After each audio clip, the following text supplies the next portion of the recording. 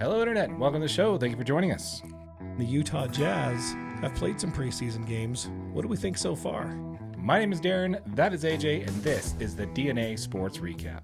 Roll the intro.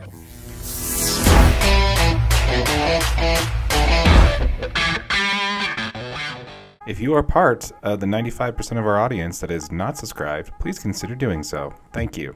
How's it going, AJ?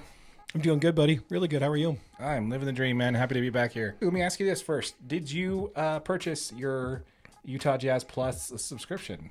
I sure did. Very nice. Yes, Very sir. nice. And I actually just got the email today that they have the app available, so it's available to stream on your TV, over your iPad. It is available through AirPlay, so you can just stream it to your TV from your phone. So it's 100% accessible. It doesn't. I had some issues streaming through some of the apps, because you're supposed to be able to log into the NBA app and click into the stream and then select your carrier, which is Jazz Plus. And it wouldn't stream the games straight through that app yet. I don't know if it just wasn't set up when I was trying to do it. It was like the first game. Okay. But if you just go to jazzplus.com or utahjazzplus.com, you can just watch the game and flip it right over. So I'm excited to get the app on my TV, through Roku and be able to use it that way. So looking forward to it. That's awesome. Mm-hmm. Oh, did your shirt and hat show up yet? So are they vouchers? I believe they're vouchers that you'll get. I did get the link to order my tickets, but I got to jump on because a few of the games that I checked already were already sold out for those ticket vouchers. Oh, wow. So yeah, make sure you guys jump on quick because those tickets are moving quick. They are moving quick. Again, the deadline is October 24th to purchase the prepay for the year and get the free 2 tickets, the shirt and the hat. Yep. Which brings the price down quite a bit if you average in those values in there that we talked about on a previous episode. Let's go ahead and talk a little bit about the Jazz preseason so far. They are 1-1 so far with a win in Hawaii and a loss in Seattle. Yeah. I would love to see basketball back in Seattle for one. Okay. Did you see any of the pregame show where they had Detlef Schrempf there? No kidding. Yeah, Detlef Schrempf was at the Jazz game. Oh, just kind of cool. Just a little bit nostalgic. You know what I mean? To see him there. And obviously Seattle was such a great basketball town. What's your takeaway on how Utah's performed so far? Obviously 1 win, 1 loss. The first thing that sticks out to me is 3 words. And that's turnovers, turnovers, turnovers. Because the Jazz have been turning the ball over like it's going out of style. Yeah, over the 2 games, there's 18.5 turnovers on average over the 2 games. So it's been horrific, dude. It's not great.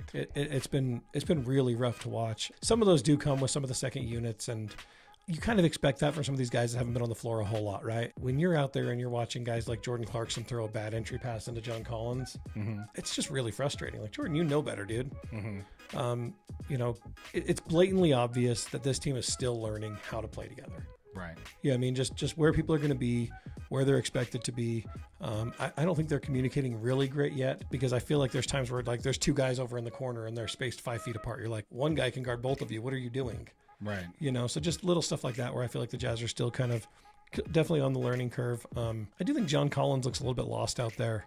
He's had a few flashy dunks that look super cool, and he had a nice corner 3 in the beginning of the game yesterday. But I'm definitely hoping to see more from John Collins as this preseason progresses and we get into this regular season, because obviously he was a big pickup for the Jazz, and we're expecting to see big things out of him.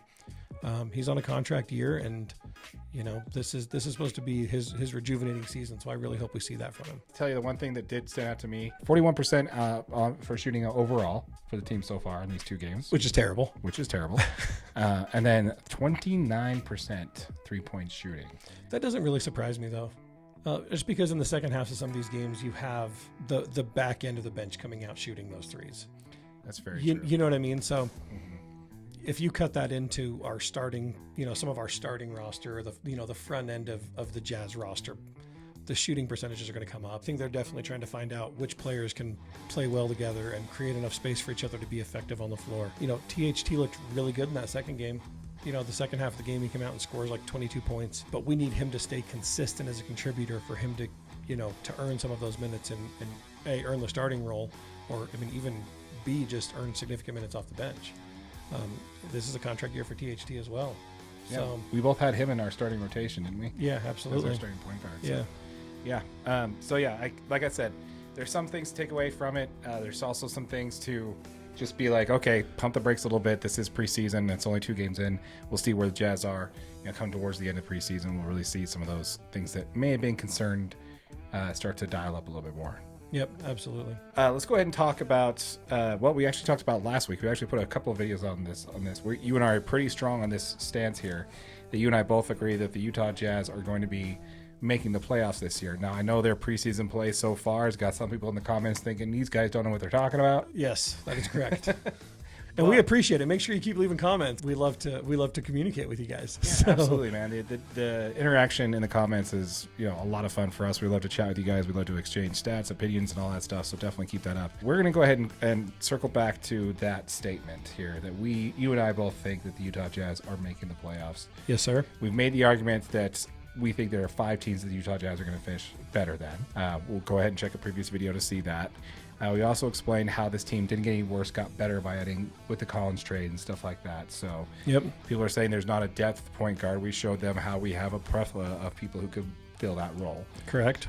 I want to go to the team themselves and where they're standing at right now. So I think the Utah Jazz are starting to show their hand a little bit on whether or not they think they're ready to compete. Okay. And I think the Jazz think they are ready to compete starting this year.